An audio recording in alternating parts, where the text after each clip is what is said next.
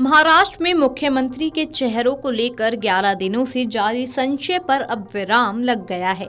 भाजपा नेता देवेंद्र फडणवीस राज्य के अगले मुख्यमंत्री होंगे। बुधवार को विधायक दल की बैठक में उन्हें नेता चुन लिया गया है। मतलब राज्य में एक बार फिर से फडणवीस मुख्यमंत्री बनेंगे और 5 दिसंबर यानी कि कल सीएम पद की शपथ भी लेंगे।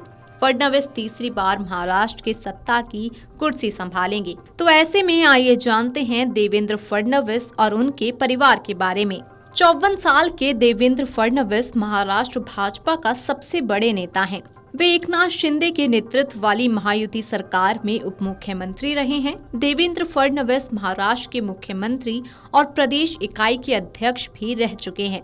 1999 में उनकी महाराष्ट्र विधानसभा में बतौर विधायक एंट्री हुई थी। 1999 और 2004 में फडणवीस नागपुर पश्चिम सीट से चुनाव जीते। परिसीमन के बाद जब नागपुर दक्षिण पश्चिम विधानसभा सीट बनी तो फडणवीस ने यहां से चुनाव लड़ा और फिर विधायक बने।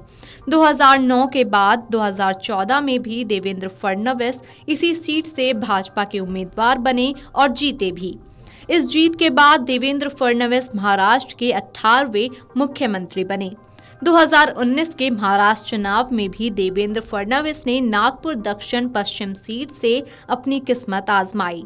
इस चुनाव में उन्होंने कांग्रेस के डॉक्टर आशीष देशमुख को 39,344 वोट से हराया। इस बार देवेंद्र फडणवीस ने कांग्रेस के प्रफुल्ल विनोद को हराया और लगातार छठी बार विधायक बने।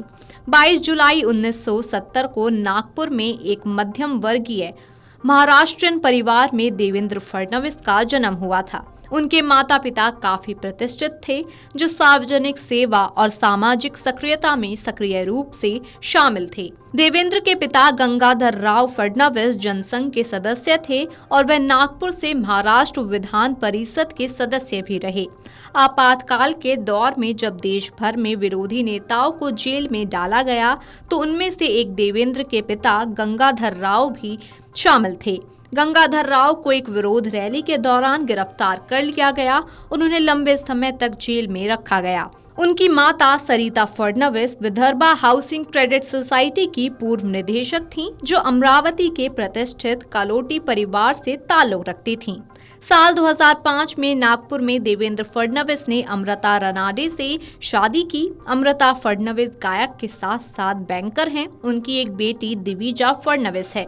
दिविजा फडणवीस स्कूल में पढ़ाई कर रही है। अपनी छोटी उम्र के बावजूद दिविजा ग्लोबल वार्मिंग और स्वच्छता जैसे मुद्दों पर जागरूकता बढ़ाने के लिए सक्रिय रूप से जुड़ी रहती है। तो आइए अब हम आपको बताते हैं कि देवेंद्र फडणवीस की कुल संपत्ति कितनी है, साथ ही बताएंगे कि वो कितने पढ़े लिखे हैं।